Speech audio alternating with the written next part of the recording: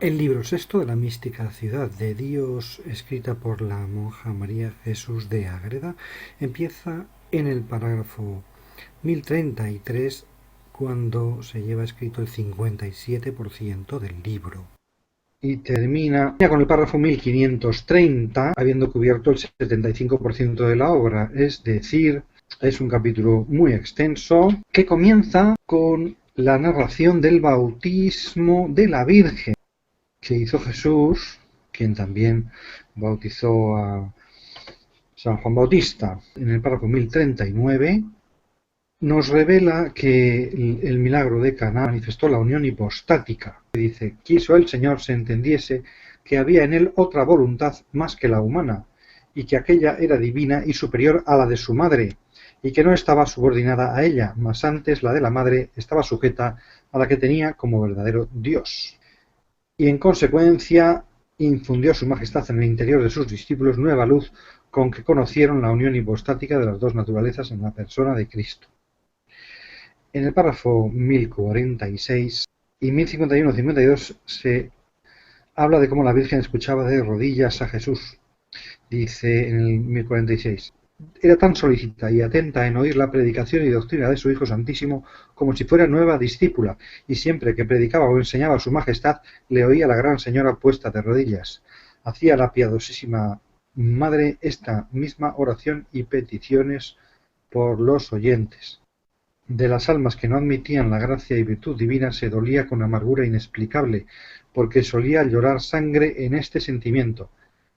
Excedió sin comparación en lo que padeció nuestra gran reina en estas obras y cuidado, excedió sin comparación a las penas que padecieron todos los mártires del mundo. En el 1051 y 52 le aconseja la Virgen a la religiosa, puedes imitarme en la reverencia con que yo le oía, pues él mismo es el que te habla al corazón y una misma es la verdad y enseñanza, y así te ordeno que cuando reconoces esta luz y voz de tu esposo y pastor, te arrodilles con reverencia para atender a ella. En el 52, y no sólo a la voz interior del Señor has de oír con reverencia, sino también a sus ministros. Jamás halles defecto en ellos ni los juzgues. Volviendo un poco para atrás, en el 1049, se nos dice que la Virgen resucitó muertos. Dice, resucitó muertos, curó ciegos y dio salud a muchos. En estas maravillas fue gloria de entrambos que la misma madre fuese semejante al Hijo, y llegase ella al colmo de todas las gracias y merecimientos correspondientes a su dignidad y premio, y porque con este modo de obrar acreditase a su Hijo Santísimo y su doctrina, y así la ayudase en su ministerio con mayor alteza, eficacia y excelencia. Y el estar ocultas estas maravillas de María Santísima fue disposición del mismo Señor y petición de la prudentísima Madre, y así las hacía con tanta disimulación y sabiduría que de todo se le diese la gloria al Redentor, en cuyo nombre y virtud eran hechas. Y dice incluso, por este modo y sus oraciones hizo más conversiones que todos los predicadores del mundo han hecho. Avanzando al 1053, se nos dice que por humildad no se contó todo esto que hizo la Virgen. Al Padre y al Espíritu Santo los venció con la humildad para que le ordenasen, y a su Hijo Santísimo para que la tratase de suerte que no se diese motivo a ser alabada de los hombres con sus milagros y doctrina. En el 54 y 55 se dice que la Virgen realmente es humilde, mientras que los demás somos humillados. Todos perdimos el juicio y desatinamos en esta virtud y humildad tan legítima del ser del hombre, y para restituirnos a otra es necesario que experimentemos en el fomes y sus pasiones y en nuestras desconcertadas acciones que somos viles y contentibles. Los demás, si fueron humildes, fueron primero humillados, y por la humillación entraron como compelidos en la humildad. Pero la Madre antes fue humilde que humillada, y nunca humillada con culpas ni pasiones, sino siempre generosamente humilde.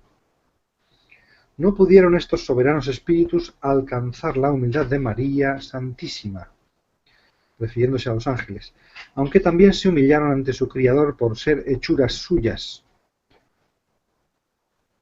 No les pudo mover tanto a ellos su propio ser espiritual para abatirse tanto como esta divina Señora, y sobre esto se añade la dignidad de ser Madre de Dios, y Señora de todas las criaturas, para asegurar que Santa María aventaja a los ángeles en humildad.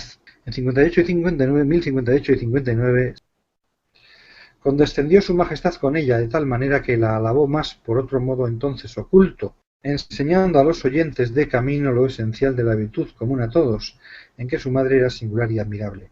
Dice, la prudentísima Virgen, previniendo algún aplauso de los que la conocían por madre del Salvador, pidió a su majestad lo divirtiese. Venía la Virgen con sus parientes, estando predicando Jesús. De suerte que no fuese celebrada entre los circunstantes, y ella consiguiese su deseo de que sólo el Señor fuese conocido y alabado. Saltamos de aquí al 1074, donde observamos una reprensión en broma. Dijo el Señor al Bautista, con amigable semblante y humanidad: Juan, siervo mío, ¿cómo os adelantáis a vuestro maestro en ser primero azotado, preso y afligido, y en ofrecer la vida y padecer muerte por la gloria de mi Padre antes que yo padezca? Esto sucedió cuando la Virgen y Jesús se aparecieron a San Juan Bautista antes de su ejecución. Mucho van caminando vuestros deseos, pues gozáis tan presto el premio en padecer tribulaciones, y tales como yo las tengo prevenidas para mi humanidad.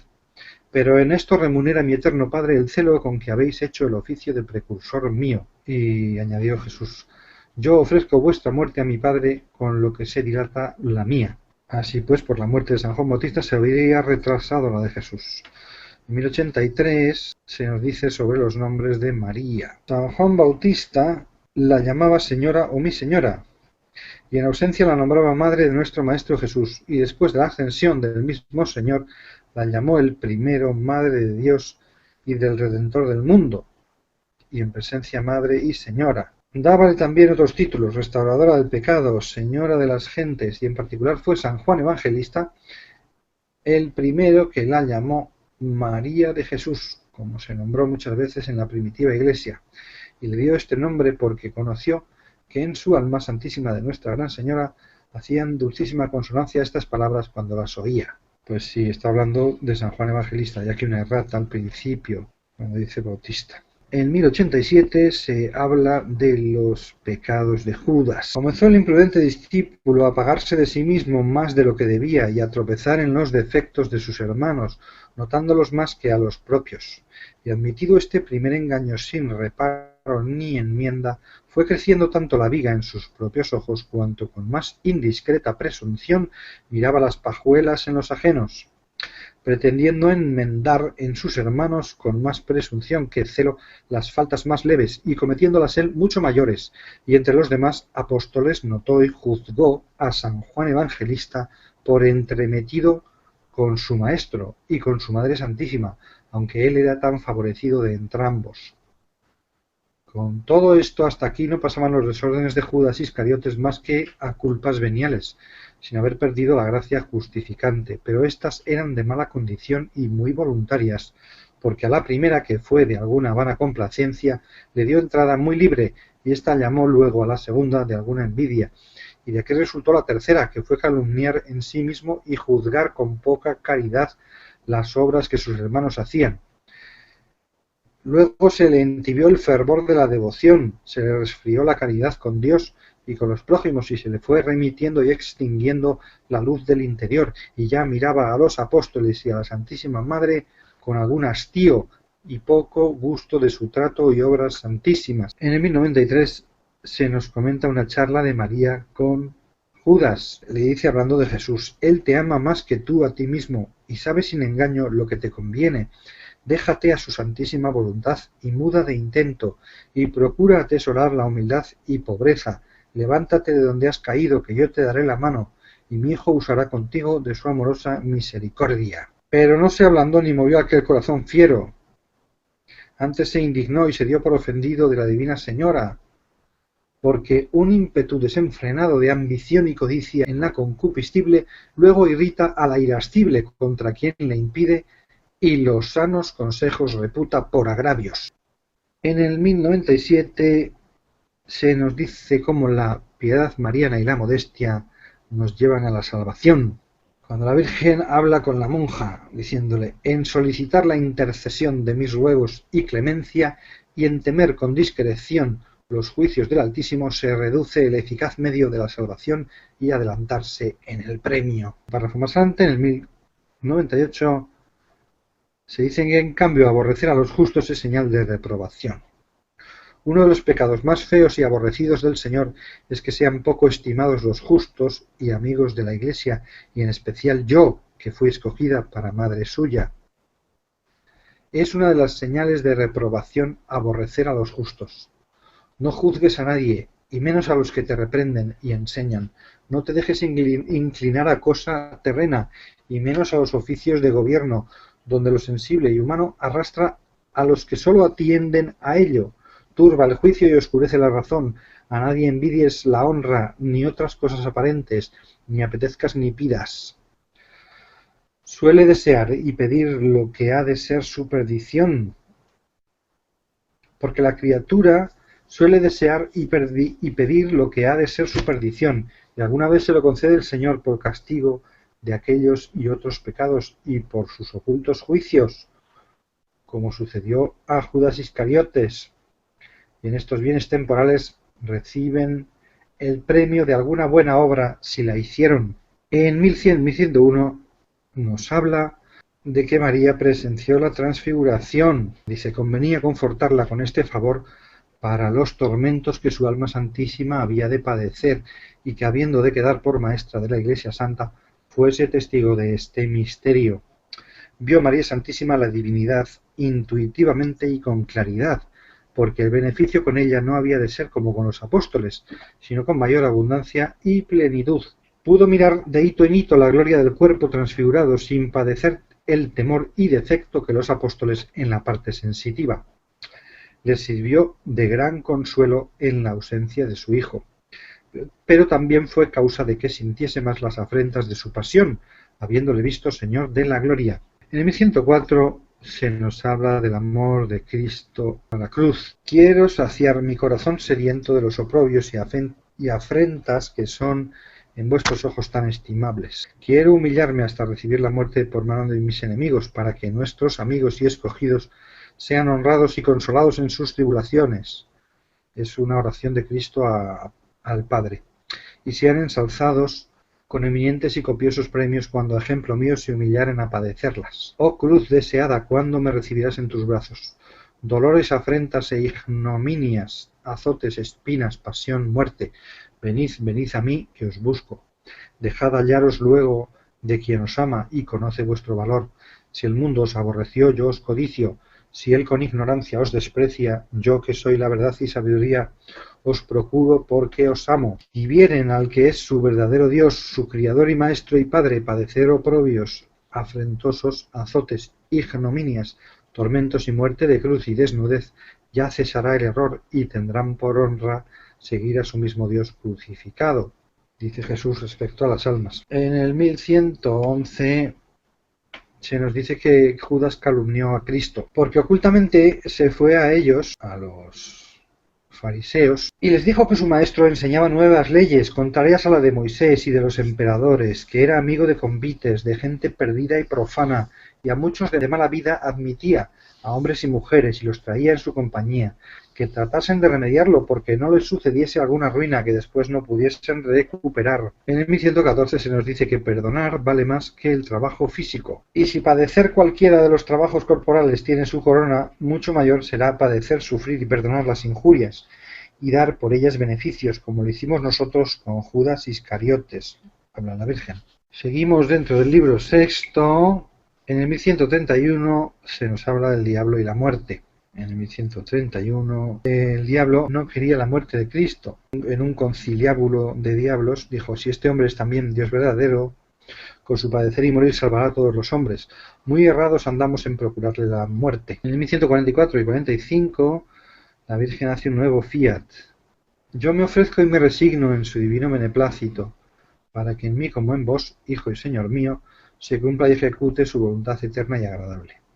El mayor sacrificio que puedo yo ofrecer será el no morir con vos. No obstante, le pide a Cristo: oh Hijo mío, y bien infinito de mi alma, dad fortaleza y virtud a vuestra afligida madre y admitidla por vuestra discípula y compañera, para que participe de vuestra pasión y cruz, y con vuestro sacrificio reciba al eterno Padre el mío como madre vuestra. En 1146 pide la Virgen comulgar. Dice, os suplico, me hagáis participante, si sois servido, del inefable sacramento de vuestro sagrado cuerpo y sangre, como tenéis determinado de instituirle por prenda de vuestra gloria, para que yo sea vuestra con la nueva posesión de recibiros, en que puedo restituirme a vuestra dulce compañía. Mis obras y deseos dediqué a esta dignísima y divina comunión desde la hora que vuestra dignación me dio noticia de ella. En 1154 se nos explica que la redención es individual. Procura tú recompensarle esta injuria, está hablando la Virgen con la monja, amándole por todos, como si el retorno de esta deuda estuviera remitido a solo tu agradecimiento y fidelidad. En 1171 se nos habla de lavar los pecados veniales. Fuera de Judas Iscariotes estaban justificados y limpios de pecado con su doctrina, y sólo necesitaban lavar las imperfecciones y culpas leves o veniales para llegar a la comunión con mayor decencia y disposición, como se requiere para recibir sus divinos efectos y conseguir más abundante gracia y con mayor plenitud y eficacia que para esto impiden mucho los pecados veniales, distracciones y tibieza en recibirla. En 1188 se nos dice que Cristo en la última cena instituyó todos los sacramentos. Y para más perfección de mi Iglesia ordeno el último sacramento del matrimonio, que santifique el vínculo natural que se ordena a la propagación humana, y queden todos los grados de la Iglesia ricos y adornados de mis infinitos merecimientos. Esta es en concreto la fórmula de institución del matrimonio, que tanto se ha discutido sobre cuándo se instituyó. Pues ahí está, no en las bodas de Caná, o si en las bodas de Caná, aquí está ratificado. Judas no comulgó. Este es un punto que se nos explica en 1199. Mandó, como madre, como esposa y como hija, y conociendo de la voluntad suya que usase en aquella ocasión de la potestad de madre y reina, mandó a sus ángeles que sucesivamente sacasen a Judas Iscariotes de la boca el pan y vino consagrado, y lo restituyesen a donde estaba lo demás sacramentado. En el 1202 se nos habla del premio a los devotos de la Eucaristía. A los que le trataron y recibieron con toda reverencia les redunda especial luz y resplandor de gloria, el cual no tienen los que no han frecuentado con devoción la Sagrada Eucaristía. Y además de esto tendrán después sus cuerpos gloriosos unas señales o divisas en el pecho, donde le recibieron muy brillantes y hermosísimas, en testimonio de que fueron dignos tabernáculos del Santísimo Sacramento cuando lo recibieron. Esto será de gran gozo accidental para ellos y júbilo de alabanza para los ángeles y admiración para todos. Recibirán también otro premio accidental, porque entenderán y verán con especial inteligencia el modo con que está mi Hijo Santísimo en la Eucaristía y todos los milagros que en ella se encierran, y será tan grande el gozo que sólo Él bastará para recrearlos eternamente. La gloria esencial de los que con digna devoción y pureza recibieron la Eucaristía igualará y en muchos excederá a la que tienen algunos mártires que no le recibieron. Seguimos en 1203, se nos dice que la comunión paga. Jamás cesé de amarle y merecer aumentos de gracia y gloria en grado eminentísimo, pues todos estos méritos juzgué que se me habían pagado dignamente con sola una vez que recibí su sagrado cuerpo en la Eucaristía, y aún no me juzgaba digna de tan alto beneficio. Y si para el mayor de los santos fuera premio solo una comunión, dice la Virgen, que nos demos cuenta que para ella, ¿qué deben sentir y hacer los sacerdotes y los fieles que la frecuentan? En 1204 dice Cristo a María: Madre mía, con vos estaré en la tribulación, hagamos la voluntad de mi eterno Padre y la salvación de los hombres. En 1206 Judas tiene miedo, que Lucifer intentó meter miedo a Judas para que no provocara la muerte de Cristo, pero salióle en vano su nueva malicia, porque Judas Iscariotes, que había perdido la fe voluntariamente y no temía las violentas sospechas del demonio, quiso aventurar antes la muerte de su maestro que aguardar la indignación de los fariseos si le dejaba con vida. En 1207 acompaña María, dice cómo le agradaba a Cristo la santidad de la Madre, lo cual le daba esfuerzo y como aliento para vencer la malicia de los mortales, y reconocía por bien empleada su paciencia en sufrir tales penas, porque tenía entre los hombres a su amantísima Madre. En 1213 se nos habla del dolor. Morir y padecer por la parte de los réprobos era muy amargo y penoso, porque de parte de ellos no había razón final para sufrir el Señor la muerte. Como lo más duro de la pasión fue el sufrir por los condenados. No sólo sería sin fruto, sino que sería ocasión de escándalo, y redundaría en mayor pena y castigo para ellos, por haberla despreciado y malogrado. En 1223 se nos explica un error diabólico, porque le pareció al demonio que si Cristo no era Dios, sino puro hombre, desfallecería en la persecución y tormentos, y así le vencería. Y si lo era, lo manifestaría librándose de ellos y obrando nuevas maravillas. Es decir, que el diablo creyó que Cristo no se dejaría matar siendo Dios. En 1229 se nos explica en qué consistió el yo soy del huerto. De esta manera estuvieron casi medio cuarto de hora sin movimiento de vida más que si fueran muertos los que cayeron al suelo derribados. Entendamos también los hijos de la Iglesia que las victorias de Cristo se alcanzan confesando la verdad, dando lugar a la ira, profesando su mansedumbre y humildad de corazón, venciendo, siendo vencidos, con sinceridad de palomas, con pacificación y rendimiento de ovejas, sin resistencia de lobos iracundos y carniceros. En 1249 se explica la infidelidad de Judas. Recibieron luego los demonios el alma de Judas Iscariote y la llevaron al infierno. Y, por dispensación de la justicia divina, los mismos demonios le quitaron de la horca y le llevaron con su alma, para que en lo profundo del infierno pagase en cuerpo y alma eternamente su pecado. De modo que se inauguró un nuevo infierno, caverna de mayores tormentos y fuego que lo restante del infierno, para los cristianos que recibido el bautismo se condenasen por no haberse aprovechado de los sacramentos, el primero de los cuales fue Judas. En 1255 se nos explica la inadvertencia. Dice, el peligro de acostumbrarse a ser grosero, acostumbrarse a vivir y obrar según lo terreno, carnal y sensible, más que según el espíritu, y de aquí nace que aun a los mismos beneficios y dones del Señor los tratan y aman sensiblemente, y cuando les faltan por este modo luego se divierten a otros objetos sensibles y se mueven por ellos, y pierden el tino de la vida espiritual. Por esta inadvertencia o grosería cayeron los apóstoles. En 1265 se evita el castigo, dice la Virgen a la monja. Solo mi intercesión y los méritos que represento al Eterno Padre de su Hijo y mío pueden suspender el castigo y aplacar su justa indignación, para que no destruya al mundo y azote rigurosamente a los hijos de la Iglesia que saben la voluntad del Señor y no la cumplen. Es decir, cómo después de la redención la intercesión de la Virgen ha evitado el castigo de los hombres. No solo fueron ingratos, sino inhumanos y crueles con mi Hijo Santísimo, conmigo y consigo mismos. En 1275 y 76 tenemos una bienaventuranza. En medio de aquellos oprobios y tormentos, renovó su majestad sobre sus escogidos y perfectos las bienaventuranzas. En 1279 Pedro llora. Postróse luego en tierra la Divina Señora, y con lágrimas pidió por San Pedro. Al punto se salió el apóstol de la casa del pontífice, rompiendo su corazón con íntimo dolor y lágrimas, y para llorarla con amargura se fue a una cueva que ahora llaman del Gallicanto, donde lloró con confusión y dolor vivo, y dentro de 3 horas volvió a la gracia y alcanzó perdón de sus delitos, aunque los impulsos y santas inspiraciones se continuaron siempre, y le envió la Virgen un ángel para que le consolase. Y quedó el gran penitente confortado y consolado con las inspiraciones del ángel y perdonado por intercesión de María Santísima. En el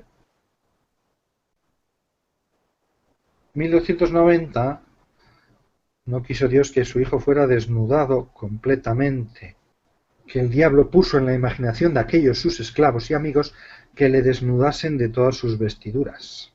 Este abominable sacrilegio estorbó la prudentísima señora con oraciones, lágrimas y suspiros, y usando del imperio de reina, porque pedía al Eterno Padre no concurriese con aquellas causas segundas para tales obras.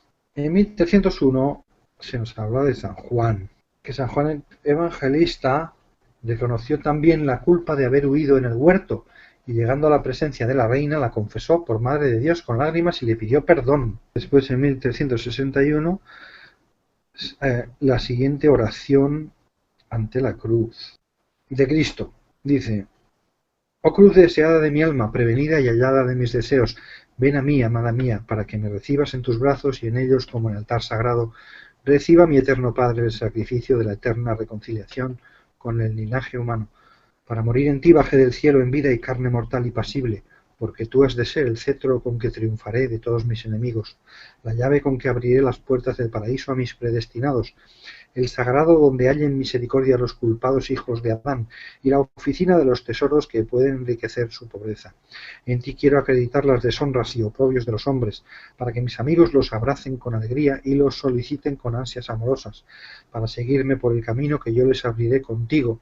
Padre mío y Dios eterno, yo te confieso, Señor del cielo y tierra, y obedeciendo a tu querer divino, cargo sobre mis hombros la leña del sacrificio de mi pasible humanidad inocentísima, y la admito de voluntad por la salvación eterna de los hombres.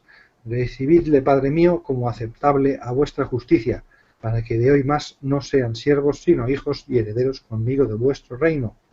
En 1368 se nos explica lo sucedido con el Cireneo, que la prudentísima madre adoró a su Hijo Santísimo y Dios verdadero, y con voz interior le pidió que, pues ella no podía descansarle, ni tampoco permitía que lo hicieran los ángeles, se dignase su potencia de poner en el corazón de aquellos ministros le diesen alguno que le ayudase a llevarla.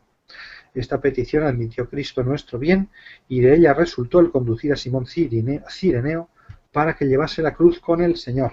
En 1377 se nos explica lo sucedido con la poción. Esta bebida, que en los demás ajusticiados podía ser algún socorro, pretendió la crueldad de los impíos judíos conmutar en mayor pena, dándosela amarguísima y mezclada con hiel, y que no tuviese en él otros efectos más que el tormento de la amargura. Conoció la Divina Madre esta inhumanidad, y con maternal compasión y lágrimas oró al Señor pidiéndole no la bebiese, y por eso, sin negarse del todo a este dolor, gustó la porción amarga y no la bebió. Pues nos explica el desamparo. Sed tengo. Es en 1395.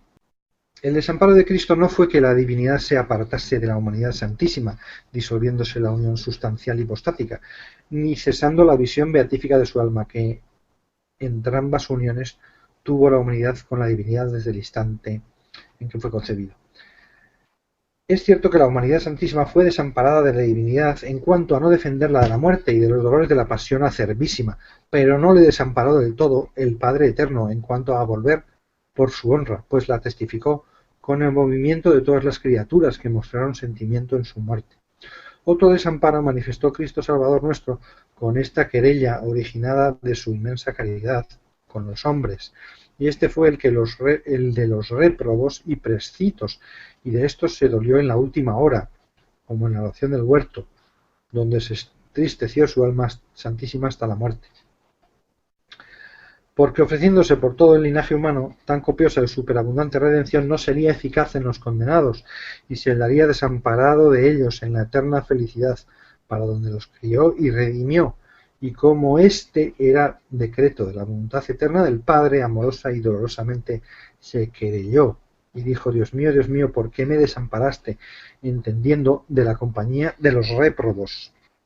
En 1419 se vuelve a comentar este desamparo, diciendo: la caridad conocieron en esa frase de Dios mío, ¿por qué me desamparaste? Conocieron en ella los malignos espíritus que la caridad de Cristo con todos los hombres era inmensa y sin término, y que misteriosamente, para satisfacerla, se le había suspendido a su humanidad santísima el influjo de la divinidad, para que con el sumo rigor de la pasión fuese la redención copiosísima, y que sentía y se querellaba amorosamente de que no fuesen salvos todos los hombres. En 1467 se nos explica la resurrección. Dice: después de esto, a la vista de todos aquellos santos, por el ministerio de los ángeles, fueron restituidas al sagrado cuerpo difunto todas las partes y reliquias que tenían recogidas, dejándole con su natural integridad y perfección, y al mismo instante el alma santísima del Señor se reunió al cuerpo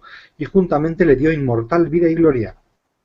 Y en lugar de la sábana con que le enterraron quedó vestido de los 4 dotes de gloria, claridad, impasibilidad, agilidad y sutileza. En el 1497 se nos explica lo que sucedió en el cenáculo. Conociendo que su Hijo Santísimo se detenía en el mundo principalmente por ella, para asistirla y consolarla, determinó recompensarle este amor en la forma que le era posible. Y de la casa del cenáculo hizo cielo, sí, la Virgen.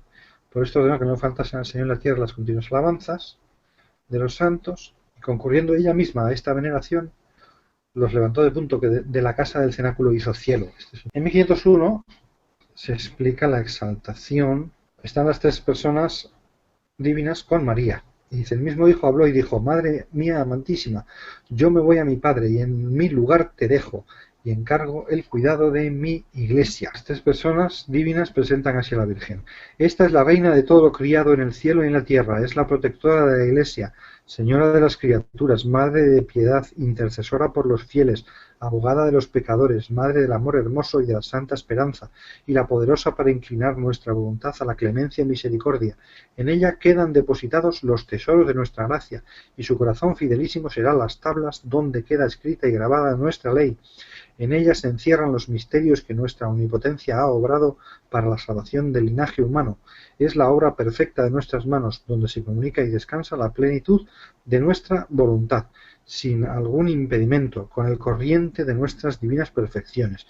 Quien de corazón la llamare no perecerá, quien alcanzare su intercesión conseguirá la eterna vida. Lo que nos pidiere le será concedido y siempre haremos su voluntad, oyendo sus ruegos y deseos, porque con plenitud se dedicó toda a nuestro beneplácito. El nombre de lugarteniente para la Virgen aparece en 1505. Cuando Cristo se despide, os dejo en mi lugar a mi madre, a quien habéis de oír y obedecer en todo. Quien conociere a mi madre, me conocerá a mí, y el que a ella oye, a mí oye, y el que la obedeciere, me obedecerá a mí, y me ofenderá quien la ofendiere. En ella me hallaréis siempre que me buscaréis, porque estaré en ella hasta el fin del mundo.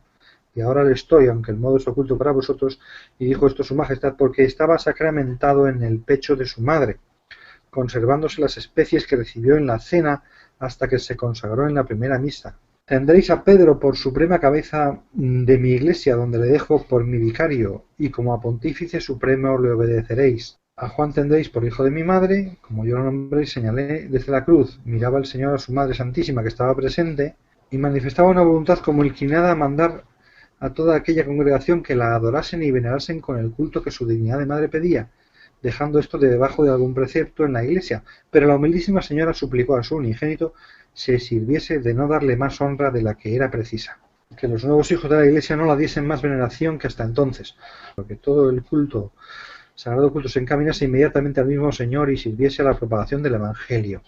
Admitió Cristo esta petición de su madre, reservando el darla más a conocer para el tiempo conveniente. Y este es el sentido de que se haya retrasado el conocimiento de estas cosas que revela el libro que estamos comentando.